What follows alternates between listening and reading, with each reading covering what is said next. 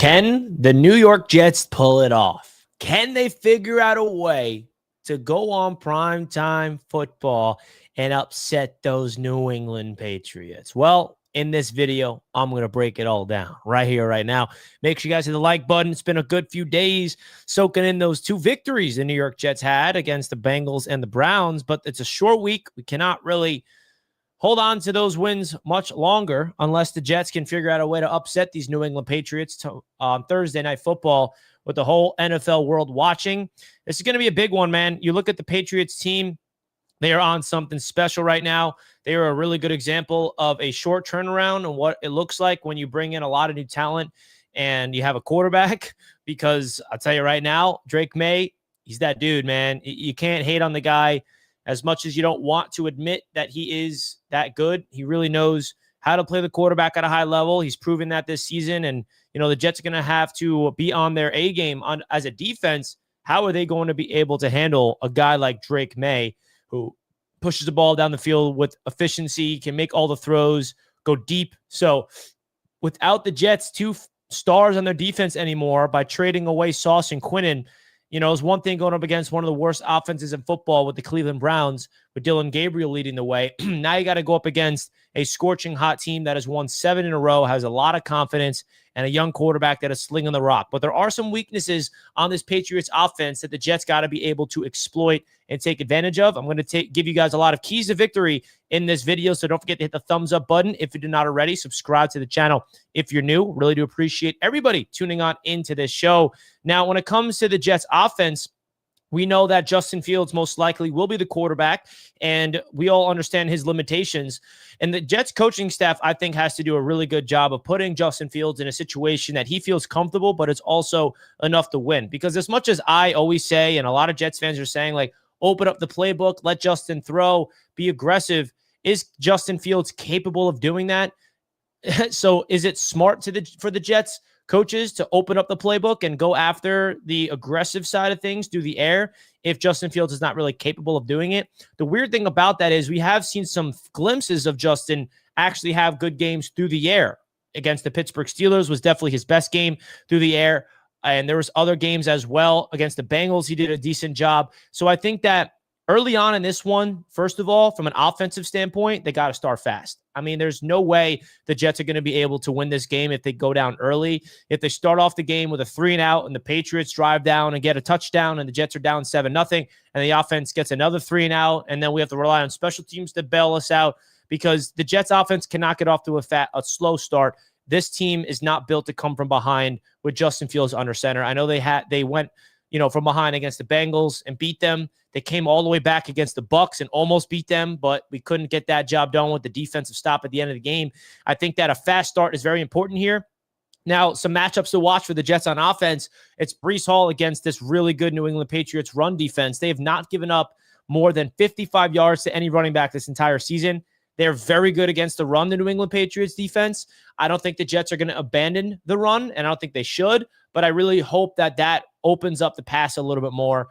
A lot of teams can take advantage of the Patriots secondary. They got a good corner in Christian Gonzalez. They got some players back there, but they tend to give up a lot of production to the opposing team's wide receivers. Without Garrett Wilson, who's the guy that's going to step up and be that guy that could put up some numbers?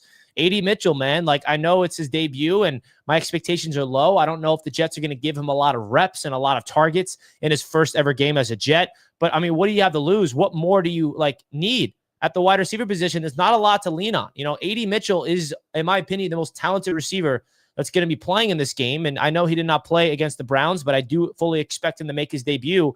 Without Garrett Wilson out there, I hope the Jets utilize A.D. Mitchell because I understand Tyler Johnson's been here since training camp. He understands the playbook. And Allen Lazard was a healthy scratch. I don't expect him to do anything in this game, even if he's healthy playing. John Mechie, Arian Smith, I mean, we have to have these guys step up, and it's really going to be up to this coaching staff to get them involved. And I hope that they're really creative. Get the ball into A.D. Mitchell's hands early on in this game, just by quick passes, a little drag over the middle, quick slant, out route, screen pass, like get A.D. Mitchell some rhythm, get him some confidence, and maybe Justin Fields can rely on his talent, because I really do think he's got talent, man, but it's up to the Jets to be able to take advantage of that. Another guy that I think can have a big game in this one is the Jets rookie tight end, Mason Taylor. I think that he is slowly becoming a guy that the Jets can lean on in the pass game consistently. Last game, it was an anomaly, not an anomaly because the Jets are not good through the air at all this year, but you can't even evaluate the production through the air. The defense of the Browns is so good, and the Jets' game plan wasn't to pass the ball. Obviously, it was to keep it on the ground and win the football game. They don't care about stats or numbers, but in this one, the Patriots, like I said, are really good against the run, so the Jets are going to have to open up the playbook through the air. Mason Taylor is that guy that I hope the Jets really utilize. I'm expecting a big game from him throughout the middle of the field, sure hands, really high IQ. So Mason Taylor is an X factor for me in this game for sure. And I think that you can look at the rookie, Arian Smith, like we're still waiting for him to be something, but I don't know, man. I got more confidence in the newcomers of John Mechie and A.D. Mitchell over the Jets rookie wide receiver, Arian Smith, in my opinion. I think that the Jets would be smart to utilize these guys. Now, when it comes to the Jets offensive line, they've been looking really good as of late. Can this be the game where they really dominate, though? You're going up against a very good front seven, and the Jets run game has been showing up big time in the fourth quarter. Why can't we see that all 4 quarters? Like, if the Jets want to go out there and upset the Patriots, the only way they do that is in the trenches, bro. Because if they can control the line of scrimmage on offense and allow Breece Hall to cook, allow him to run the ball at will, allow Justin Fields to pick up some plays with his legs, maybe have a few explosive plays here and there, I wouldn't even be upset if the Jets utilized Isaiah Williams as a wide receiver. I mean, the Jets kick return, punt return guy who had won Special Teams Player of the Week against the Bengals, had a punt return for a touchdown. I would utilize him a little bit as a gadget piece, Mr. Isaiah Williams. So there's a lot of ways the Jets can get creative offensively. And I feel like from the offensive perspective, man, there's been way too much Tanner Engstrand adjusting on the fly and, getting better as the game goes on. I want to see him start fast. Like, start with a scripted drive and go down the field and score. And let's not wait to the second half to click. Now, if the Jets struggle in the first half and they click in the second half and win, I won't complain, but it's not going to be an easy one, man. It's not going to be an easy game for this Jets team to go out there and get the job done. So a lot of things has to go on Breece Hall's shoulders, Mason Taylor, and the offensive line. And can Justin Fields, with the primetime lights on the road, Foxborough is going to be buzzing, man. Gillette Stadium is going to be rocking. So how can this football team really take all these victories that they're getting and use it as momentum to upset the Patriots? Because this is the NFL. We're seeing crazy things happen. The Miami Dolphins blew out the Bills. I mean, the Dolphins are trash. The Bills are a solid team. The Jets objectively are trash, right? They won 2 games, but I understand this season has been all bad. So could they do this? It is a division game. The Patriots are not taking us lightly. We're obviously not taking the Patriots lightly. And a win on prime time against the 8-2 Patriots team would do so much to this team. You have no idea, into this fan base and the belief of this organization. So a lot's going to have to go in the Jets' favor. Another thing on offense that they have to prioritize, protecting the ball, man. You cannot turn the ball over as an offense in this one. Now, kicking over to the defensive keys to victory for me, I feel like when it comes to the defense, they're coming off their best game rushing the quarterback. 6 total sacks, I think, which is a season high. Now, the Patriots' offensive line is not good. Drake May is playing really good football, but they are second in the NFL of allowing pressures. So the Jets' defensive line has to tee off. I mean, Will McDonald, 4 sacks against the Cleveland Browns. I'm not asking him to do that again, but as a collective unit, can we see Will McDonald get another sack? Jermaine Johnson's getting hot. He's coming off a game with a sack. Are we going to see more blitzes? Are we going to see Jamie and Sherwood, Quincy Williams come on blitzes and get some sacks? Even guys on the interior. I really hope that this football team could get a minimum of 4 to 5 sacks, because you need to get to Drake May. If you don't get to Drake May and you allow him to sit back there and move around the pocket, he's going to find the open man. You got to give the Patriots a lot of credit, because on paper, they don't have a lot of great names, but they're playing really good football. I mean, Hollins is a physical wide receiver that is good down the field, good underneath. They got weapons all over the place. The rookie running back is coming off a game where he had 2 big-time touchdown runs. So the Jets defense, I don't expect them to shut down the Patriots at all. The question is, can we force some turnovers? Because as great as Drake May has been this year, he does tend to turn the ball over a lot, and the Jets got to get one of them, man. Whether it's forcing a fumble, getting an interception through the air, Anything that is about getting to Drake May and forcing a turnover, punching the ball out. The Jets still don't have an interception this season. They're only team in the entire NFL without an interception. I don't understand. It feels like it's more like it's against the laws of the universe for the Jets to get a pick, because there are some instances that teams get interceptions based off of luck, and the Jets can't even get interceptions based off of luck. What I mean by that is whenever there's a tipped ball, the ball never is falling right into the lap of a Jets player. They have to dive for it, and it's never completed. How many times are you watching football on Sundays and you see teams get these interceptions that just gift wrapped at them? Like, the Jets got to not rely on gift wraps and go out there, make some plays, and get the ball and turn it over, all right? Now, when it comes to the Jets' individual players I'm highlighting on defense, it's definitely going to be the secondary, Brandon Stevens, Brownlee, Malachi Moore, Tony Adams. Those guys got to step up in this game, because the wide receivers of Stephon Diggs and Hollins and Booty and all these guys, I don't know who's healthy or not, but I think that they're going to have to be on their A game, man, because they have been able to beat you over the top. And the Jets have been pretty relatively good this year of not getting beat over the top.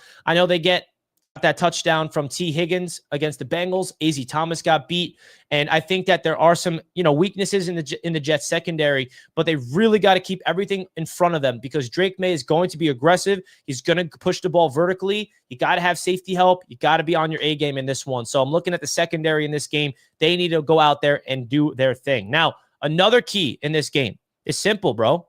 The Jets got to go after the special teams and make that a priority. The special teams for the Jets won the Jets a football game. And a lot of people are saying it's a fluke and it's lucky stuff. I disagree. I'm not going to discredit the work that Kenai Nwangu put in to get that touchdown, or Isaiah Williams, or all the blocking that went into it, the coaching, the preparation. Like, those things don't happen on accident. That's execution. Shout out to Kenai Nwangu, who won the AFC Special Teams Player of the Week. And by the way, the last time the Jets played, Isaiah Williams won Special Teams Player of the Week. So this is not a fluke, man. The Jets special teams unit is a legit threat here. Chris Banjo, the Jets special teams coordinator, has been doing a fantastic job with this football team. So hopefully he can go out there and they can win on special teams. Can they return a punt? Can they return a kick?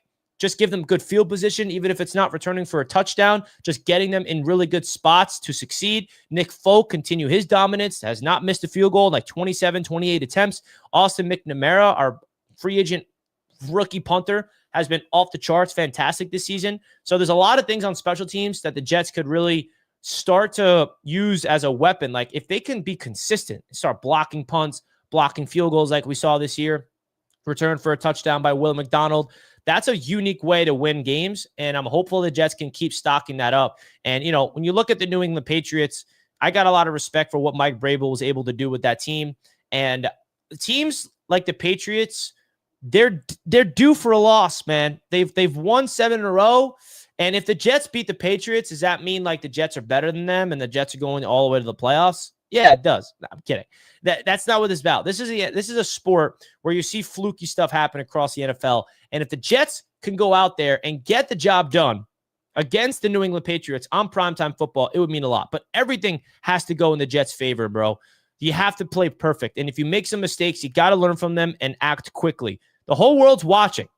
And if you want to make a statement to the NFL, Aaron Glenn, that you got this team figured out, and you trade away your 2 best players on defense, you got all these picks, you want to really establish a mindset that this football team is nothing to, sneeze at, and that the last 2 wins, there's not a fluke. It's not going to be easy. Like, they could get blown out for all I know. And everything that we saw the last 2 weeks can be flushed down the drain. And, you can't go 10-7 without going 0-7 first. I know that's a good mindset that a lot of Jets fans are having right now. But, hey, you never know. You never know. So let me know your thoughts in the comments if you guys agree with what I have to say, because I think the Jets have a chance. You never know. I'm not going to give up. I'm not going to just hand the game to the New England Patriots just yet. That's just me. Want to give a big shout out to Sleeper for being the proud sponsor of Jets Media all season long. Make sure you guys check them out by using the code JETS, getting a 100% deposit match up to $100. All right. So they do a great promo over there on the Sleeper app. So a big time shout out to them. Cannot thank Sleeper enough for being a proud sponsor. I'm excited to make my Sleeper picks for the Thursday night football game. I'll let you guys know about that on the live watch party. So make sure you guys stay tuned for that here on the channel. We'll be live throughout the entire game. Jets Patriots. I cannot wait. Let's freaking go. So shout out to everybody tuning in. We love you. Hit that like button. let's get into the chat right now. We are going to lose by 1 score or win by 1 score. It's going to be a 1-score game. I could agree with that. I can definitely agree with that. Agree. Go AG. Go AG. AG is a smart coach. I believe he'll scheme this perfectly. Hope so. Fields will have lots of scrambles. Pat struggle a lot with a mobile quarterback. Facts, man. Play like a division rival. Oh, yeah. The defense cost the Jets the most. Let's do it. Let's do it. Let's go. I love it. What do you guys think? Any hope that you guys have the Jets winning or no? Any hope? Any hope at all? No? We'll see. Well, I want to go live for just a little bit, 15 minutes, and let you guys know my biggest thoughts of this game. I appreciate everybody tuning in. Hit the thumbs up button on your way out. You never know what could happen. Check me on the AFC East Roundtable later tonight. Appreciate you guys. I'm out of here. Let's go, Jets.